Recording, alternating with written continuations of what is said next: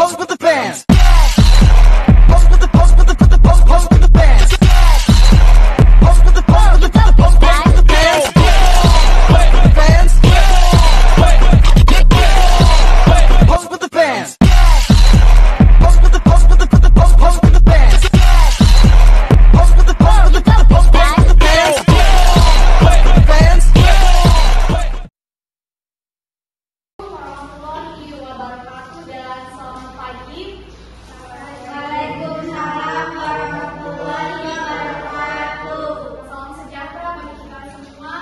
Puji dan syukur kita panjatkan kepada Tuhan Yang Maha Esa atas waktu dan kesempatan yang diberikan kepada kita semua sehingga kita boleh hadir di ruangan ini dalam keadaan sehat. Terima kasih pula kepada Bapak Hani Bakti SPD sebagai dosen pengampu mata kuliah konsep dasar bahasa Indonesia dan kepada teman-teman semua yang boleh hadir dalam presentasi kami pada pagi hari ini. Izinkan saya memperkenalkan diri saya Abiel Natalia Saranguna sebagai moderator pada kelompok 2 pada pagi hari ini.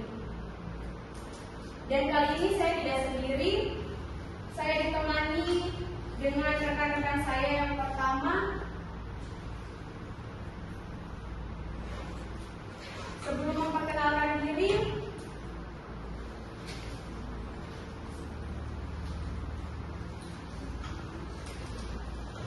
ada sebuah pantun, pergi ke minimarket, haruslah beli. Jangan lupa beli pokok. Izinkan kami perkenalkan diri nama-nama anggota kelompok 2. Yang pertama, Rahmi sebagai presentator yang pertama, Maria Octaviani Beto sebagai presentator yang kedua, Cecilia Devinta sebagai presentator yang ketiga, yang keempat Maria Evana Beredamosta sebagai presentator keempat, MC Audi Totong sebagai presentator yang kelima, dan Fredrik sebagai presentator ke-6, Melvi Evelyn Famasi sebagai presentator yang ke-7.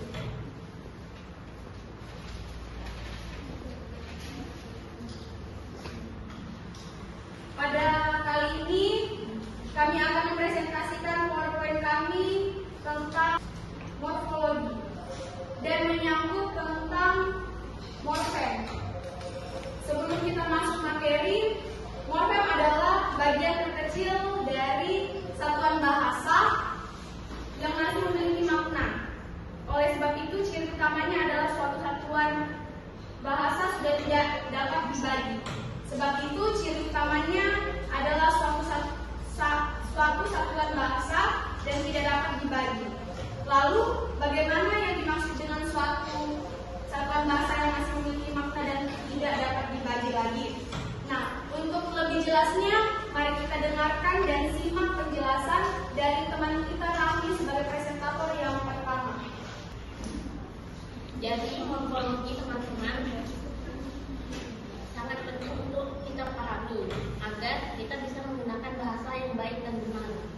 Presentator yang kedua kita adalah Maria Octaviani Beto yang menjelaskan tentang tujuan morfologi.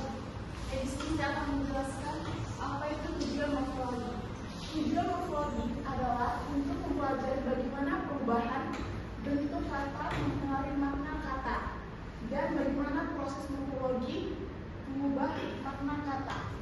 Ya, di sini saya akan menjelaskan seperti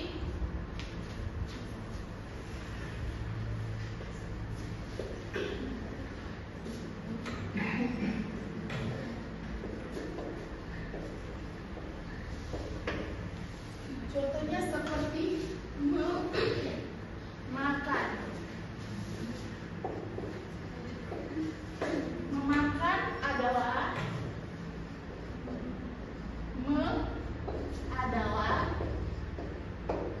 kata freksi yang menghasilkan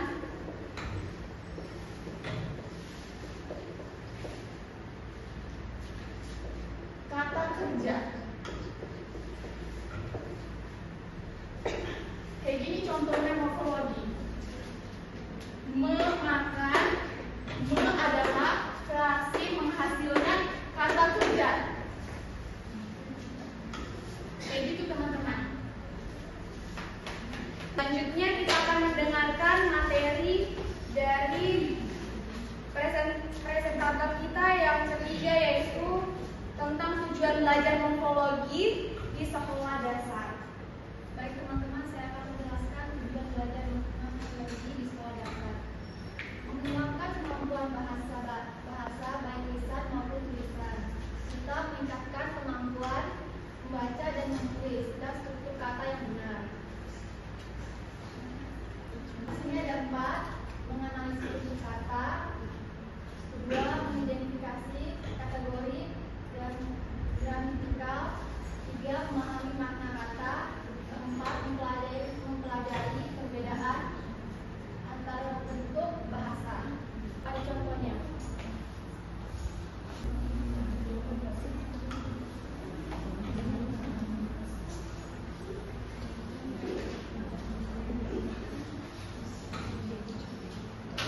Jadi contohnya ini ya.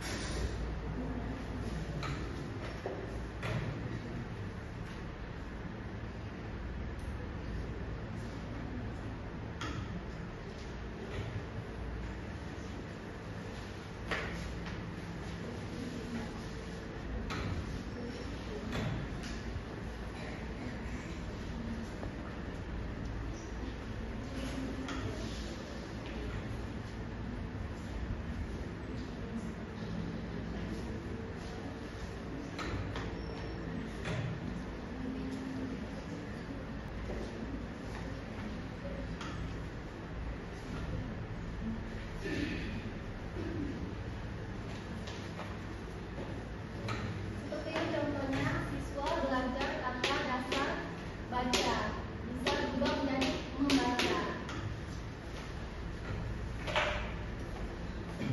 Selanjutnya kita akan mendengarkan presentator yang keempat mengenai materi tentang karakteristik morfologi. Baik, karakteristik morfologi itu dibagi menjadi tiga. Yang pertama fokus pada morfem, yang kedua perubahan makna, yang ketiga identifikasi proses. Yang pertama fokus pada morfem.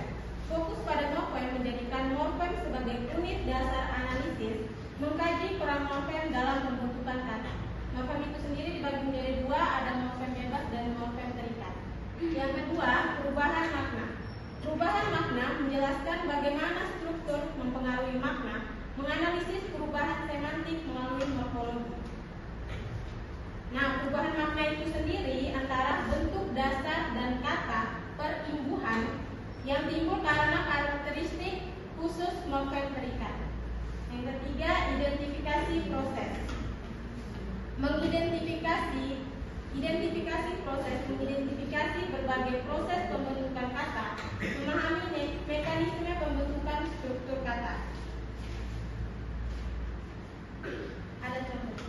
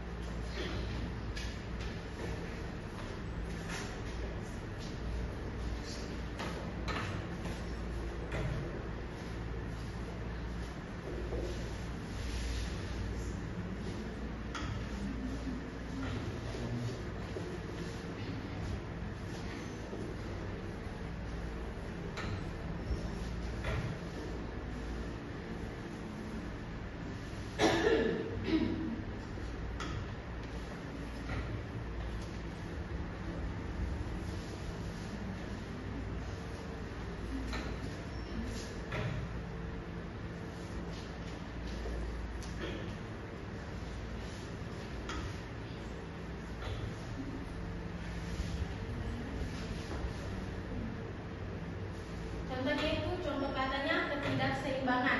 Bentuk dasarnya itu imbang. Jadi maknanya itu ketidakseimbangan berarti keadaan di mana tidak ada keseimbangan.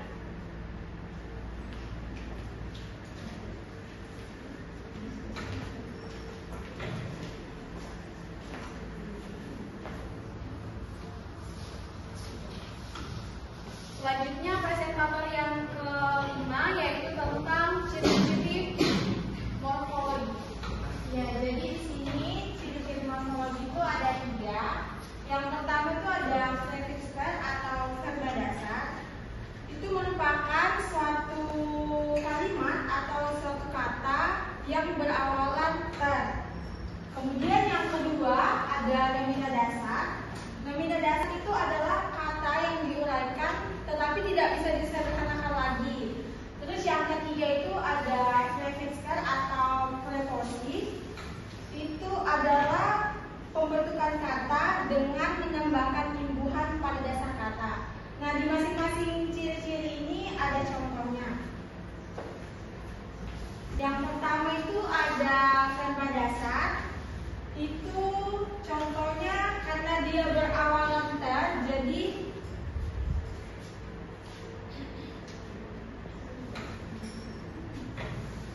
jadi katanya adalah tersinggung. Kemudian yang kedua adalah nomina dasar. Itu kata yang tidak bisa diuraikan kembali. Contohnya seperti meja, kursi, dan lain-lain. Kemudian yang ketiga itu ada prefixer atau preposisi. Contohnya itu dia perawalan kata ter juga tetapi tidak memiliki imbuhan. Contohnya terdengar dan lain-lain.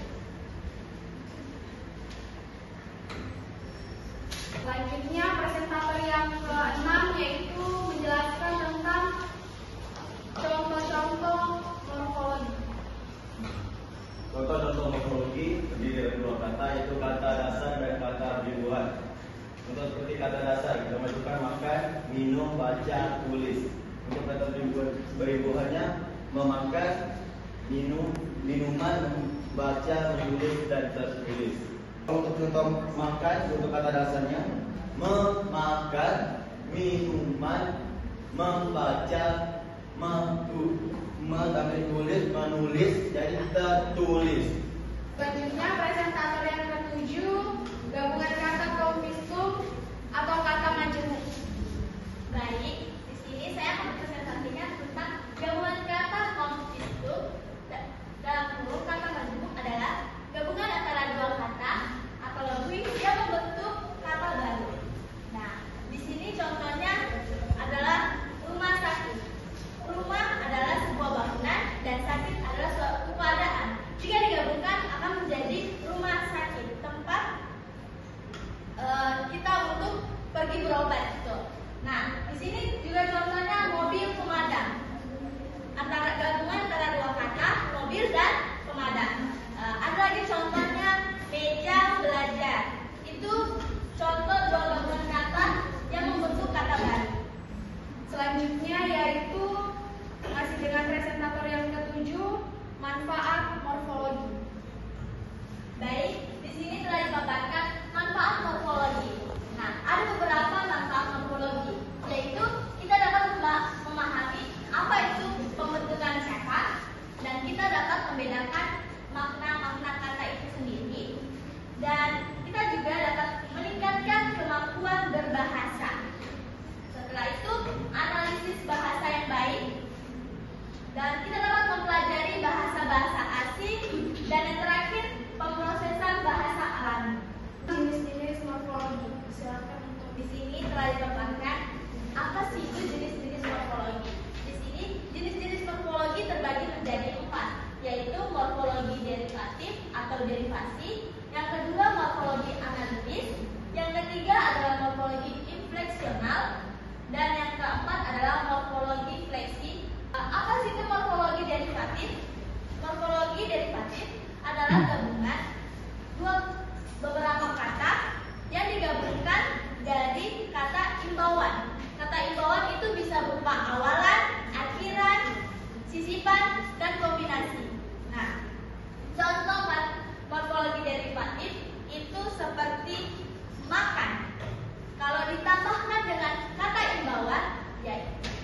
ditambahkan awalannya me, berarti memakan. Nah, yang kedua, morfologi analitis. Morfologi analitis adalah struktur internal kata. Bagaimana kata-kata itu dibentuk dari unit-unit terkecil, yaitu yang termasuk dalam morfem. Nah, contoh kata dari morfologi analitis yaitu bermain. Nah, itu sama seperti derivatif ditambahkan dengan awalan ber. Kalau digabungkan itu menjadi bermain. Ber artinya tindakan, main adalah kegiatan. Nah, setelah itu morfologi infleksional. Nah, morfologi infleksional adalah perubahan bentuk kata untuk menunjukkan perbedaan gramatikal. Nah, apa sih itu gramatikal? Gramatikal adalah aturan bahasa yang membentuk kalimat yang benar dan efektif. Nah, fungsi dari morfologi infleksional adalah mengubah kata, tetapi dia tidak mengubah makna dasar kata itu sendiri. Nah, contoh dari selanjutnya ini tadi morfologi fleksi. Morfologi fleksi ini sama seperti morfologi infleksional. Selanjutnya kita masuk ke presentator yang kedua yang menjelaskan tentang apa itu morfologi dalam bahasa Indonesia. Dalam bahasa Indonesia, morfologi adalah cabang ilmu linguistik yang mempelajari struktur internal kata. Ini mencakup bagaimana kata dibentuk jenisnya dan bagaimana bentuk perubahan untuk mengandung makna yang berbeda. Mempelajari struktur membentuknya secara sederhana. Morfologi membahas bagaimana sebuah kata bisa dibentuk dari morfo, yaitu unit terkecil yang memiliki makna kata dasar yang membaca. Ada contohnya teman-teman.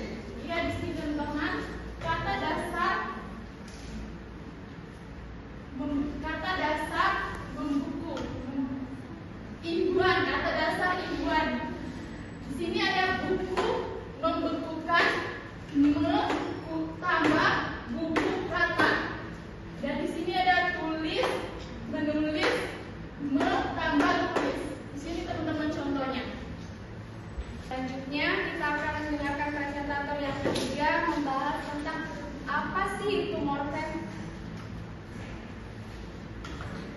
Baik teman-teman, apa itu morfem? Dalam linguistik, morfem adalah unit kecil dalam bahasa yang memiliki makna atau fungsi grammatikal mereka bentuk kata. Contohnya ada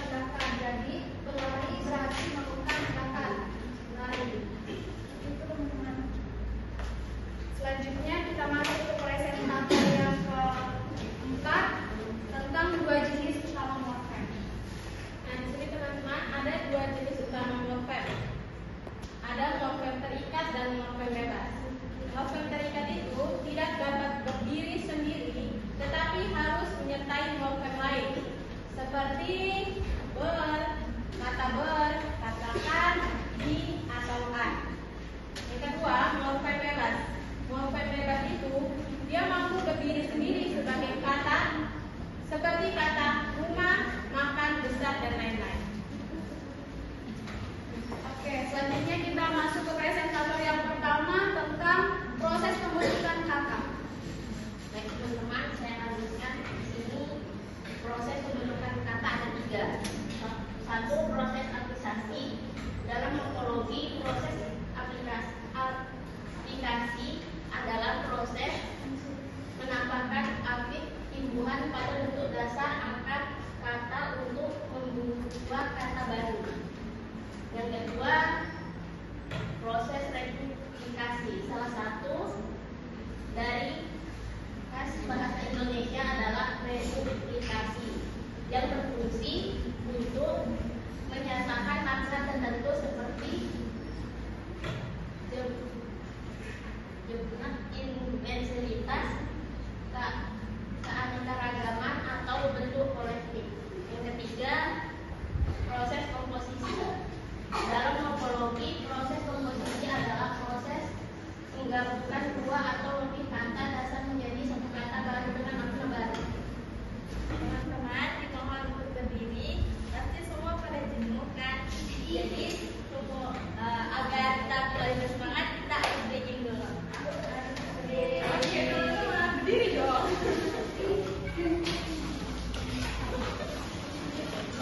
Anda sendiri.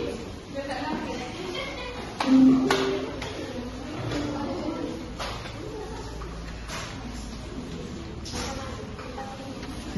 Berdiri.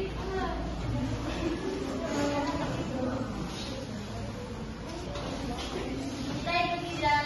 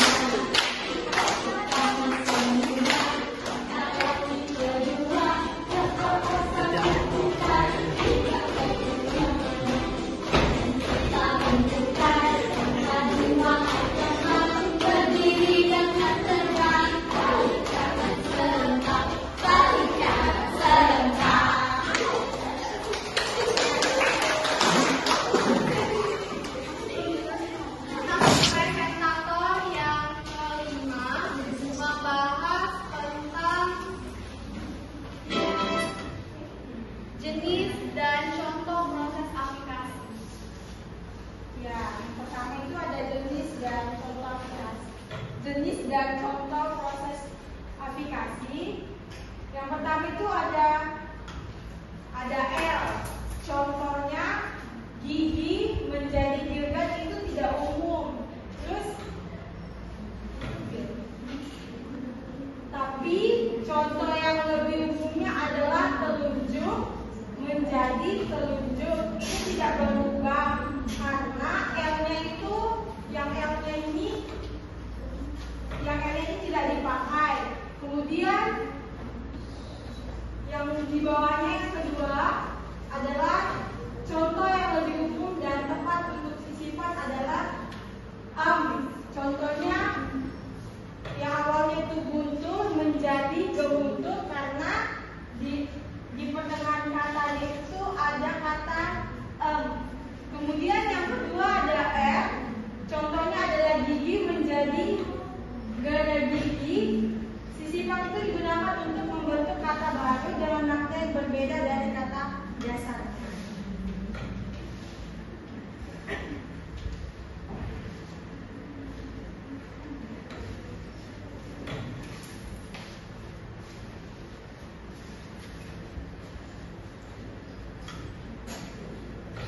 Dua jenis.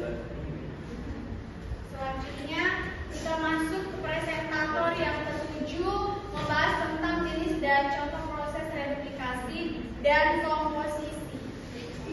Baik, jenis dan contoh proses replikasi yaitu mengulang seluruh kata atau replikasi penuh. Sebagai contoh, kata buku diubah menjadi buku itu berdasarkan kata jamak dan hanya sebagian suku kata dari kata yang dasar yang diulang.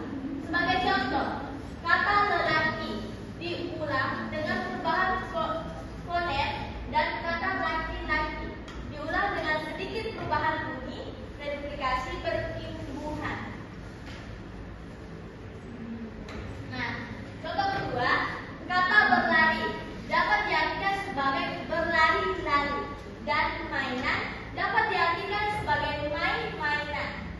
Namun pada kenyataannya itu adalah bentuk tetap. Contoh yang ketiga, contohnya adalah lagu lala dan tukang-tukang yang kadang dianggap tetap meskipun terkesan jamak. Selanjutnya kita masuk ke dalam presentator yang keenam, membahas tentang dua jenis kata berdasarkan morfologi. Nah, di sini dua jenis kata berdasarkan morfologi. Yang pertama kata dasar dan kata turunan.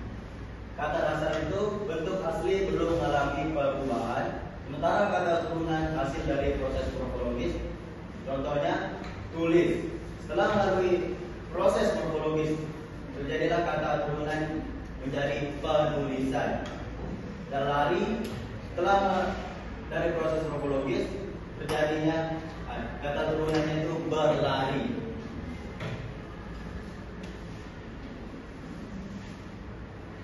Selanjutnya kita masuk ke presentator yang ketujuh, kata bentuk dengan awalan dan akhiran. Ya, di sini telah dipaparkan kata bentuk dengan awalan dan akhiran. Nah, di sini telah dipaparkan kata dasarnya yaitu kerja. Jika ditambahkan dengan awalan ber dan akhiran an, akan menjadi suatu bentuk kata pekerjaan. Dan contoh yang kedua adalah kata dasar main. Jika ditambahkan dengan awalan ber dan akhiran an, akan membentuk kata bermain. Contoh yang ketiga adalah tulis. Kata dasarnya adalah tulis. Jika ditambahkan dengan awalan men dan akhiran kan, akan membentuk kata menulis. Dan yang ketiga dibacakan. Nah, kata dasarnya adalah baca dan akan diberikan awalan di dan akhiran kan, akan membentuk suatu kata dibacakan. Selanjutnya kita masuk ke presentator yang pertama, apa itu morfofonologi. Baik teman-teman, saya lanjutkan. Apa itu morfonologi? Morfonologi atau morfonologi adalah cabang linguistik yang menelaah perubahan fonem akibat pertemuan atau hubungan morfem dengan morfem lainnya. Cabang ilmu ini juga disebut morfofonemik yang dapat bermakna subjek telaahnya, yaitu perubahan fonem akibat pertemuan atau hubungan morfem dengan morfem lainnya. Baik teman-teman, di sini saya akan menambahkan sedikit kata. Jadi teman-teman, morfonologi itu adalah yang menghubungkan struktur kata dan bunyi bahasa. Struktur kata bisa dibilang morfologi dan bunyi bahasa fonologi. Selanjutnya kita masuk ke presentator yang ketiga, membahas tentang apa itu morfologi derivasional. Baik teman-teman, apa itu morfologi derivasional? Adalah pembentukan kata baru dengan mengubah arti atau jenis kata. Contoh, aja, mengajar, dan sengaja. Selanjutnya kita masuk ke presentator yang keempat, tentang apa itu morfologi infleksional.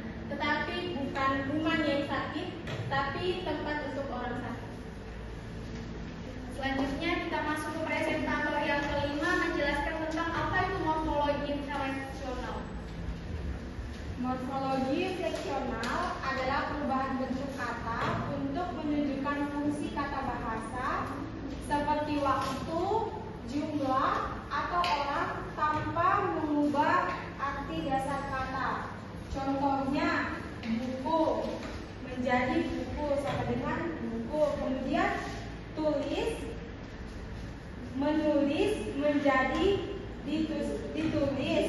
Kemudian makan, dimakan menjadi memakan. Ya, materi ini adalah materi terakhir dari kelompok 2. Maka dari itu kelompok 2 akan menutup presentasinya pada pagi hari ini dengan pantun perahu kecil berlayar ke Atlanta, diterjang gelombang saat berkelana. Presentasi ini hanya sekedar data, semoga tetap memiliki makna. presentasi terakhir adalah Biru laut seperti kolam, ikan paus pandai menyelam. Dari lubuk hati yang paling dalam, kami tutup presentasi ini dengan Assalamualaikum warahmatullahi wabarakatuh dan selamat pagi. ya, sebelumnya kita akan masuk ke dalam sesi tanya jawab. Namun sebelum itu, terima kasih kepada teman-teman presentator kita pada pagi hari ini. Berikan aplaus yang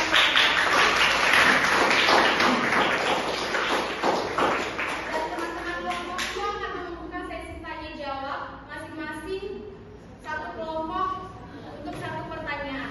Dipersilahkan dengan kasih. Di sini saya akan bertanya, hanya saja kami dari kelompok 3 kurang mengerti dalam contoh dari struktur morfologi. Kami kurang mengerti dari strukturnya morfologi seperti kata dasar dan kata ribuan yang dijelaskan oleh Frederick.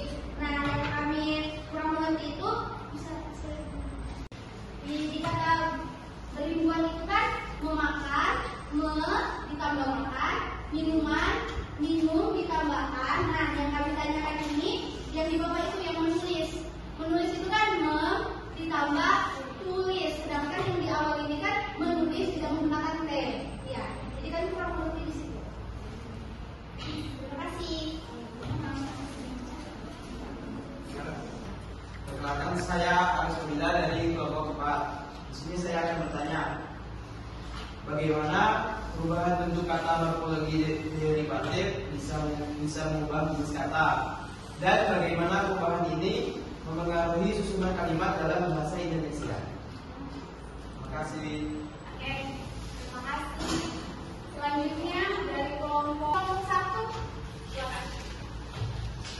Baik, perkenalkan, nama saya Alisa Putri Angelika dari kelompok 1. Pertanyaannya, bagaimana perkembangan morfologi bahasa Indonesia dipengaruhi oleh bahasa-bahasa asing dan berikan contohnya.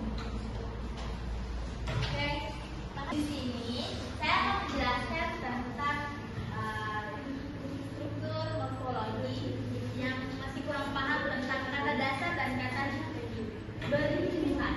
Nah, dari sini kata dasar adalah kata yang mendasari. Contohnya makan, yaitu kata dasarnya adalah makan. Nah, ketika kita memakai kata beribuhan itu ada 4 jenis. Ada awalan, akhiran, sisipan, dan komposisi. Komposisi adalah gabungan dari kata awalan, akhiran, dan sisipan.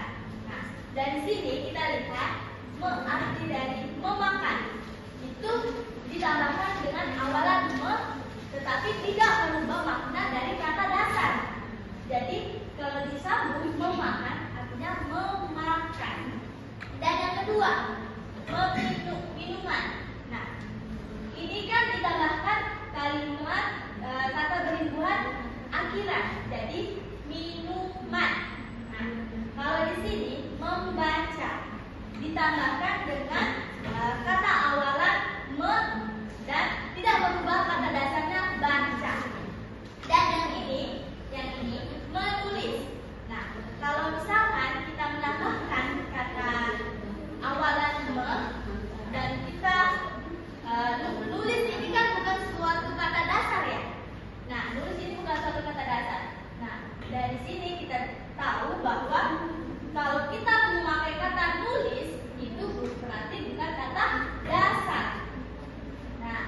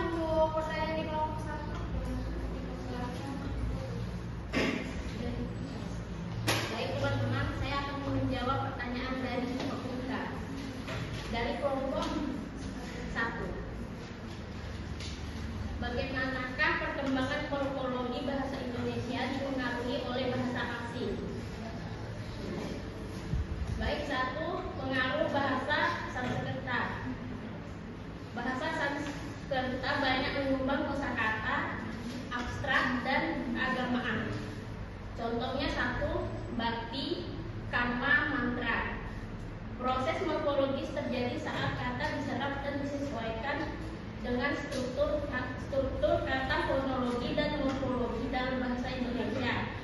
Kedua, pengaruh bahasa Arab. Terlihat dalam kosakata agama Islam dan dalam kehidupan sosial, contohnya iman, zakat, adil. Kata adil menjadi dasar untuk pembentukan morfologi seperti keadilan dan pengadilan.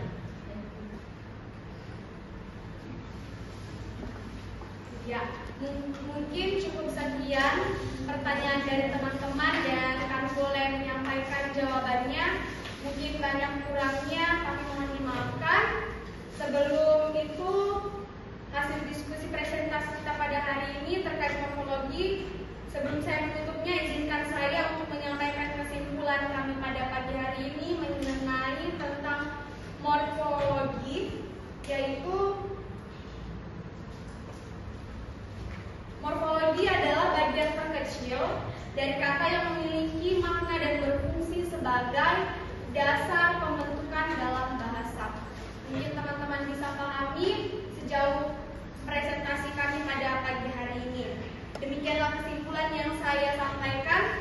Kami dari kelompok 2 pamit undur diri. Saya selaku moderator pada pagi hari ini mohon maaf jika ada kesalahan dan kekurangan, karena yang sempurna hanya di mata orang yang tepat. Terima kasih atas perhatian.